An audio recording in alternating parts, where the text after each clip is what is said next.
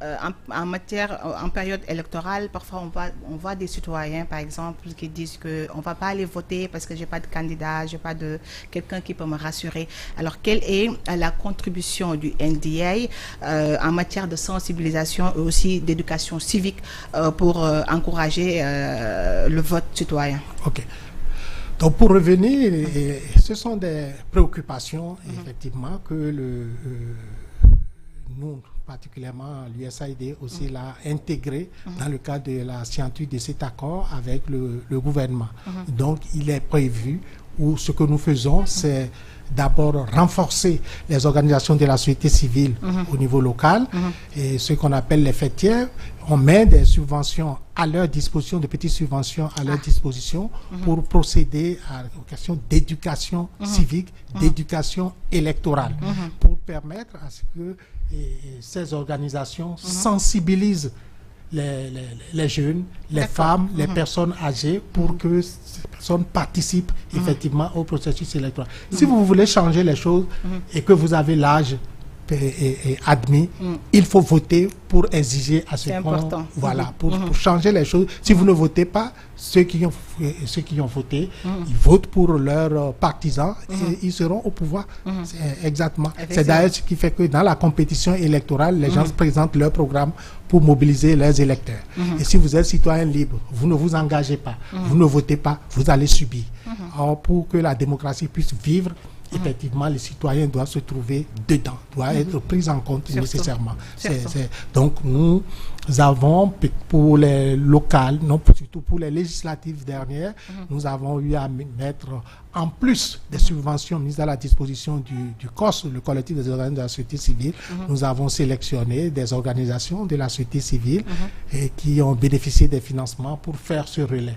Et ces organisations... vous passez par les organisations? Oui, c'est important parce que eux, ils sont en milieu local. Ils sont plus proches. Si nous prenons la plateforme des femmes pour la paix en Casamance, par exemple, elle a été bénéficiaire en continu des subventions pour faire de la sensibilisation. Si nous prenons Guidiouaï, ils frappent les jeunes là qui font de la musique urbaine, etc.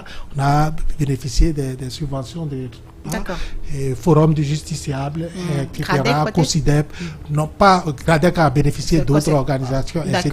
Mais COSEF, effectivement, a bénéficié ainsi de suite. Donc, nous essayons, même Handicap et du FORM, qui est une organisation qui s'occupe un peu des personnes vivant avec les personnes handicapées, voilà, qui ont pour qu'ils soient pris en compte. C'est même la fédération, eux, ils travaillent avec une grande fédération qui permet de sensibiliser aussi les gens. D'accord. Alors, en vous entendant parler, vous mettez les femmes, les jeunes au cœur de vos préoccupations. Alors, comment le NDA aide-t-il ces jeunes et ces femmes-là à s'engager davantage dans le processus politique sénégalais?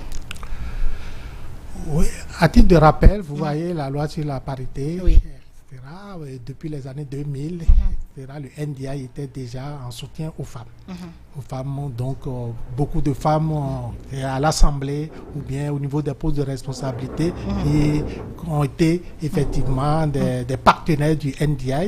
D'ailleurs, COSEF, nous venons il y a de cela peut-être 2 semaines, nous étions avec le COSEF dans le cadre d'un atelier d'appui aux femmes candidates pour les élections législatives anticipées.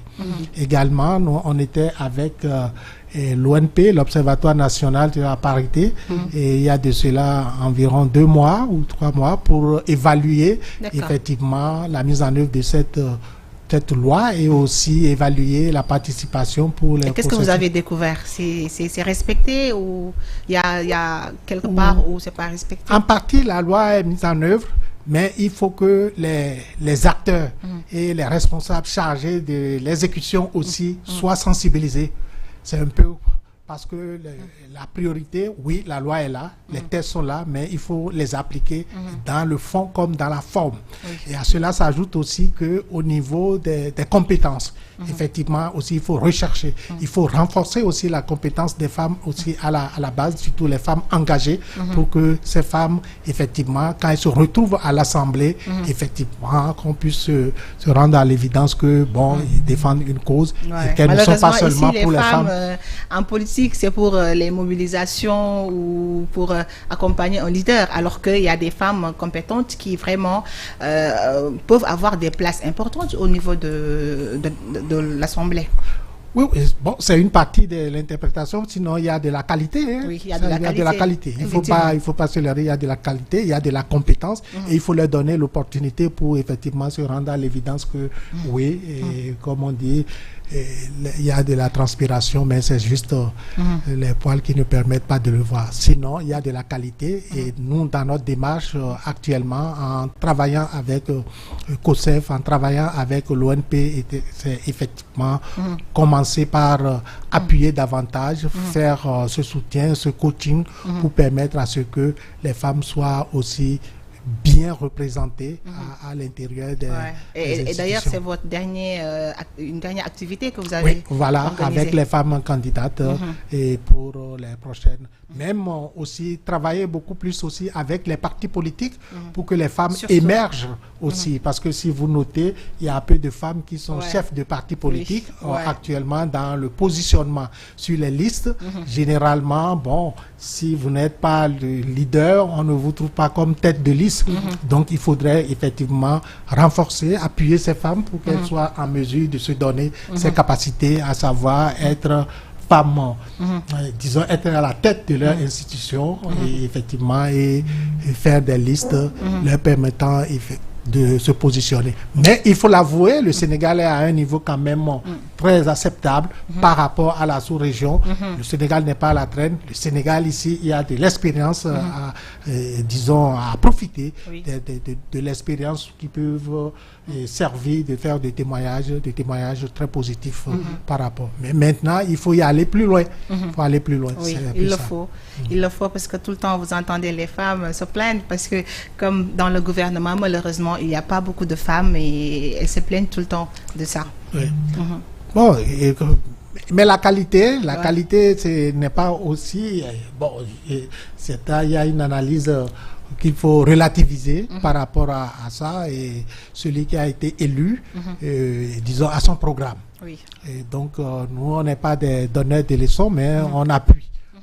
Tant qu'on peut essayer d'amener à une amélioration, on le fera. Donc, nous, on n'a pas un avis particulier à donner par rapport à ça, mais comme on dit, le développement genre, c'est au niveau de tout le monde. Hein. Effectivement. Alors, oui, Aïcha Guedado. Au vu de cette situation, vous pensez que le Sénégal peut avoir à la tête du pays une femme? Pourquoi pas? Oui. Pourquoi pas? C'est possible. Pourquoi pas? C'est possible. Il y a eu des femmes qui ont été candidates, donc c'est parce qu'elles se sentent capables.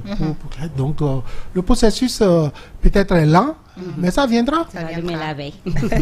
Ça viendra. Alors, quand on parle d'élections, on va avoir des élections libres, transparentes, pacifiques. Alors,